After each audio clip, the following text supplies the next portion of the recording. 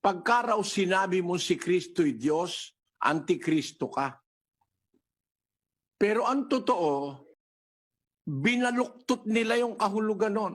Basahin muna natin, kapatid na Daniel, ang 4 ng unang Juan, versikulo 2. Dito'y nakikilala ninyo ang Espiritu ng Diyos.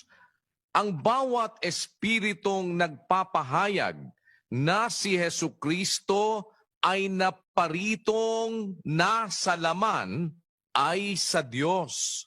Ang sa Diyos pala, kung magpahayag o mangaral, si Hesukristo ang wika, naparitong nasa laman.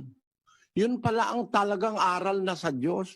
Na si Kristo naparitong nasa laman. Hindi naparitong laman. Hindi naparitong tao. Paano naman paparitong tao? Meron bang tao sa outer space? Meron bang tao sa langit? Kaya siya, naparitong nasa laman. Ano ibig sabihin ng naparitong nasa laman? Kumuha siya ng sasakyang laman. Parang naparito, nasa kotse. Yung bang naparitong nasa kotse, kotse ba yun?